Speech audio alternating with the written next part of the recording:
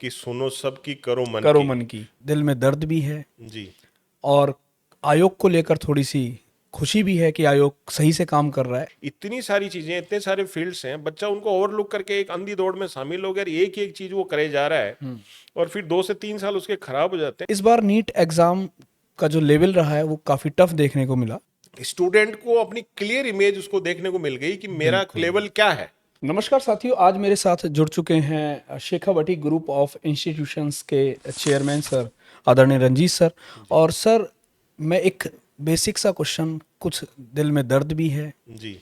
और आयोग को लेकर थोड़ी सी खुशी भी है कि आयोग सही से काम कर रहा है। एक बहुत चर्चित मुद्दा, बहुत गर्म मुद्दा, नीट जी। एग्जाम 2025। जी। इस बार नीट एग्जाम का जो लेवल रहा है वो काफ़ी टफ देखने को मिला। जी। फिजिक्स के और बायो के क्वेश्चंस ऐसे देखने को मिले कि फैकल्टीज जो पढ़ा रहे हैं वो भी नहीं कर पाए। जी। जो बच्चे लास्ट ईयर 600 छू रहे थे वो लोग 450 400 भी नहीं छू पा रहे। जी। ऐसे में बच्चों में बहुत निराशा है। क्या नीट की प्रिपरेशन करने वाले स्टूडेंट्स का करियर बर्बाद हो चुका है या उनके पास अभी भी बहुत सारे ऑप्शंस हैं? तो सर, आप क्या सोचते हैं, आपके क्या विचार हैं?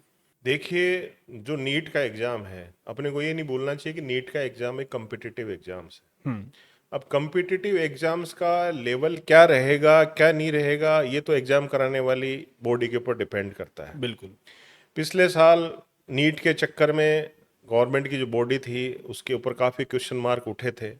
उसके बाद में उन्होंने डिसाइड किया कि कंपटीशन में जो अपने को आंकना है, जितने बच्चों को लेना है उनकी संख्या तो निर्धारित है, तो उनमें जो सर्वश्रेष्ठ बच्चे हैं, जो रियल में स्किलफुल है, नॉलेजफुल है, उन्हीं को वो लोग प्लेस दें। तो इसके लिए उन्होंने एग्जाम का एक स्टैंडर्ड सेट किया। एग्जाम का जो लेवल है वो टफ है, नो डाउट टफ है। देखिए, पहले क्या होता था, जो पहले नीट का लेवल था पिछले 5-6 साल से, वो इजी टू मॉडरेट था। अब जो इस बार लेवल आया उसको टफ नहीं कहेंगे, वो मॉडरेट टू हाई लेवल है। Moderate to high. तो जब स्किलफुल लोगों को चूज करना होता है, जैसे आईएएस को आप देख लो, हाँ, उनमें लेवल हमेशा मॉडरेट टू हाई रहता है, मॉडरेट टू हाई रहता इजी टू मॉडरेट नहीं रहता। आप मुझे बताओ, ये जो आरपीएससी, यूपीएससी के जो एग्जाम्स होते हैं, इनका कट ऑफ कितना जाता है? हाँ सर, मतलब अमूमन वही है कि मेरिट क्रीमी सेलेक्ट होता है उसमें। मतलब 99% या नो, नो, 98% तो मार्क्स नो, कभी नहीं नो, आते। नो। तो वैसे ही जब नीट का सिलेक्शन लेना है तो मॉडरेट टू हाई लेवल ही वो लोग बिल्कुल, रखेंगे। बिल्कुल sir. Moderate to high level रखा तो उसमें मैं तो कह रहा हूं ये अच्छा है। स्टूडेंट को अपनी क्लियर इमेज उसको देखने को मिल गई कि मेरा बिल्कुल, लेवल क्या है, बिल्कुल सही मैं बात। कहाँ पे स्टैंड कर रहा हूं। तो ताकि वो किसी डिलेमा में ना रहे, अपने साल और बर्बाद ना करे। पहले क्या हो रहा था कि देखिए, जो नियर टू सिलेक्शन वाली लाइन है, जैसे मान लो सिलेक्शन हो रहा है 650 प्लस में, तो पेपर का लेवल इजी टू मॉडरेट होने के कारण जो 500 से 650 के बीच में बहुत सारे बच्चे आ रहे थे, जिनकी संख्या लाखों में थी। वो थोड़ा यूटोपिया में अब जी रहे उन थे। बच्चों के दिमाग में हमेशा यही बैठ जाता था कि हमारा सिलेक्शन हो जाए, हमारा सिलेक्शन हो जाता है। इसके चक्कर में अपने जीवन के बहुमूल्य 2 से 3 साल वो लोग खराब कर रहे हैं। खराब कर रहे तो नीट की तैयारी करना कोई बुरी बात नहीं है, डॉक्टर बनना बहुत अच्छी बात है, लेकिन अगर आप 100% श्योर हो तो इस तैयारी के लिए 2 से 3 साल खराब करो। अगर नहीं है तो डॉक्टर प्रोफेशन जो है वो 5% होगा। कम ही, और अगर उससे भी सारे कम। प्रोफेशंस को अपन कंपेयर करें जिनसे समाज और सिस्टम चल रहा है, उसमें 5 से 10% की वैल्यू डॉक्टर का प्रोफेशन रखता होगा। 5%। ठीक है, लेकिन 90 to 95%, 90 to 95% अदर प्रोफेशंस भी तो हैं। उनकी तरफ ओवरलुक क्यों करे बच्चा?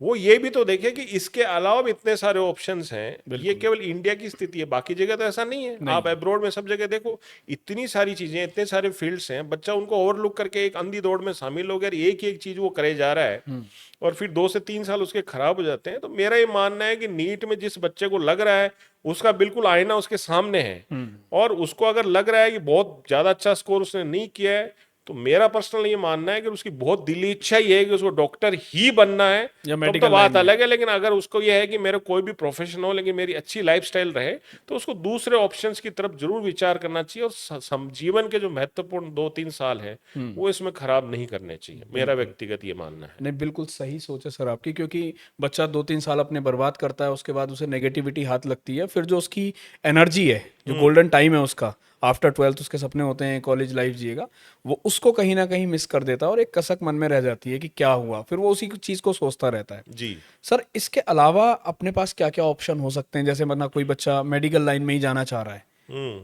देखिए, नीट में डॉक्टर बनने के अलावा बहुत सारे बच्चे जो आजकल अल्टरनेटिव कोर्सेज हैं, बच्चा आयुर्वेद के कोर्सेज कर सकता है, बच्चा जो है नेचुरोपैथी कोर्सेज कर सकता है, योगा के कोर्सेज कर सकता है, होम्योपैथी के कोर्सेज कर सकता है, बच्चा फार्मेसी के कोर्सेज कर सकता है, और बच्चा जो है नर्सिंग के कोर्सेज कर सकता है। बहुत सारे अदर ऑप्शंस हैं।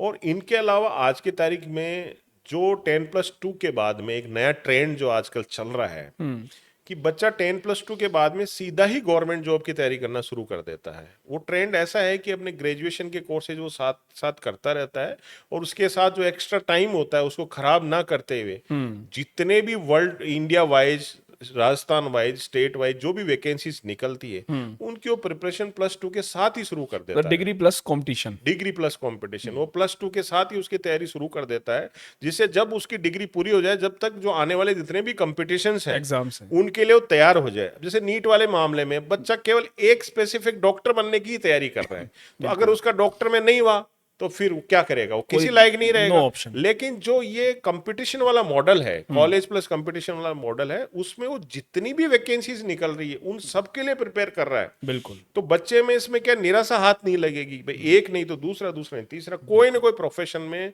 वो जरूर कहीं ना कहीं फिट जरूर हो जाएगा। और कुछ भी नहीं हुआ तो एटलीस्ट ग्रेजुएशन की डिग्री तो उसके हाथ में है ही ना।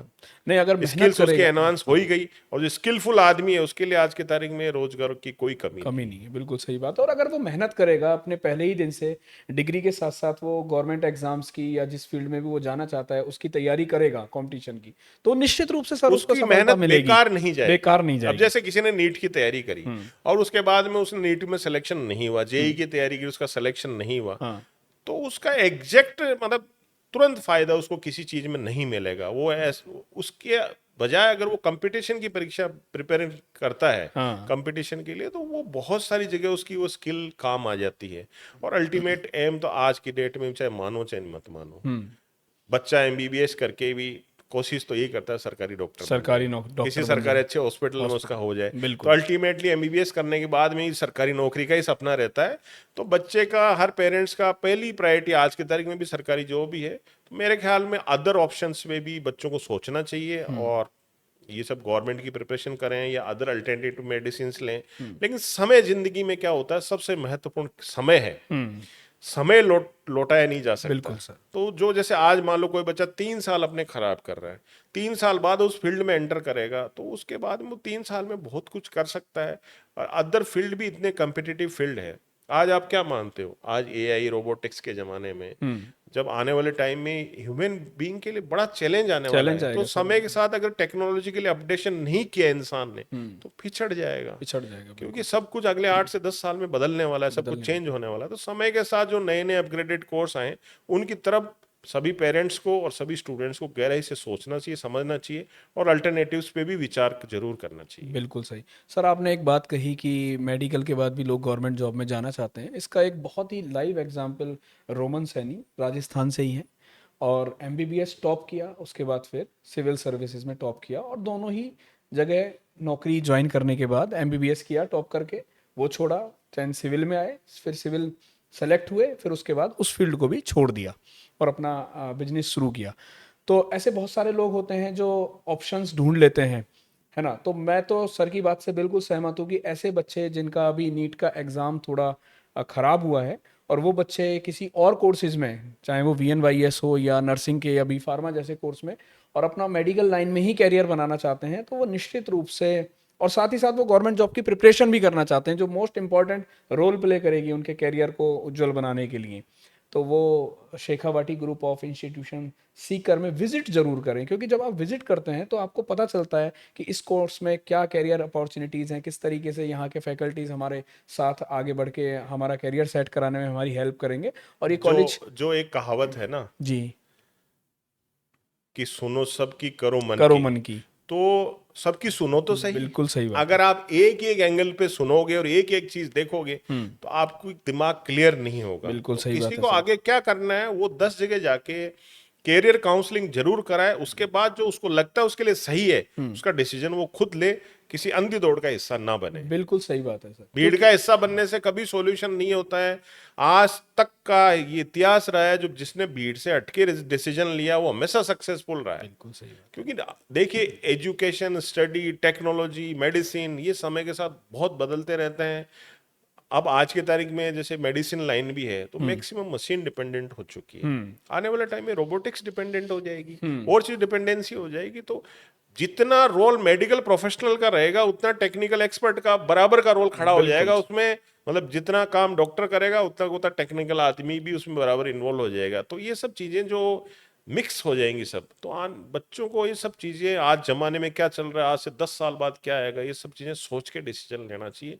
जल्दबाजी में कोई डिसीजन ना लें। और सबसे बड़ी चीज है कि जीवन के महत्वपूर्ण साल जरूर बचाएं, उनको खराब नहीं करें। जो भी डिसीजन लेना है समय रहते लें, और अपने कैरियर उस दिशा में आगे बढ़ जाए तुरंत, बिना समय गंवाए। बिना समय गंवाए, क्योंकि समय कभी भी लौट कर नहीं आता। और मैं फिर से एक चीज और यहाँ पर बोलना चाहूंगा कि चुने उसे जिसने पहले गोल्ड मेडलिस्ट दिए हैं, जिसने लाखों स्टूडेंट्स का भविष्य संवारा है, जहाँ से हजारों स्टूडेंट्स डिफरेंट डिफरेंट फील्ड में कहीं ना कहीं अच्छी अच्छी जगह सेलेक्ट हुए हैं। और शेखावटी कॉलेज सीकर एक ऐसा ही इतिहास है उसका 24 वर्षों का, कि हर देश में लगभग, मुझे लगता है सर, आपके कॉलेज के स्टूडेंट्स हाँ है, हाँ, एलुमनाई सेल लगभग सब जगह कोई सब ना कोई जगह, बच्चा और हर ही फील्ड किसी में न किसी लगभग। प्रोफेशन में जरूर है। और हमने शुरू से भी स्किल्ड बेस्ड कोर्सेज पे फोकस रखा है। बिल्कुल सर। तो जो भी बच्चे हैं वो मतलब या तो खुद एंटरप्रेनर हैं, या कोई बहुत अच्छी गवर्नमेंट जॉब में है, या प्राइवेट जॉब में भी बहुत अच्छी तरीके से हैं। और प्राइवेट जॉब्स भी आजकल ऐसे होने लगे, equally good as government jobs हैं। Exactly sir. लेकिन आदमी को स्किलफुल काम करना चाहिए, किसी अंधी दौड़ का हिस्सा नहीं बनना चाहिए। मेरा ये पर्सनल मानना है, बाकी सबकी अपनी अपनी चॉइस होती है। और अंत में फिर अपन यही कहना चाहेंगे, सुनो सबकी, करो मन की, लेकिन सबकी सुनो जरूर। बिल्कुल बिल्कुल, कहाँ से कौन सी चीज़ हमारे फायदे की आ जाए। तो ऐसे जो माता पिता हैं जिनके बच्चों ने अभी नीट का एग्ज़ाम दिया और थोड़ी सी निराशा उनके हाथ लगी है, ऐसे विद्यार्थी जिनका अभी 12th का रिजल्ट आ गया और उसके बाद नीट का उनको पता चल गया कि नीट का पेपर उनका बहुत अच्छा नहीं है और वो मेडिकल लाइन में अपना कैरियर देख रहे हैं, तो एक बार शेखावटी कॉलेज जरूर विजिट करें। ऐसे ही किसी और पॉडकास्ट में किसी नए टॉपिक पर फिर से हाजिर होंगे, तब तक के लिए अपना ध्यान रखिए। धन्यवाद। धन्यवाद।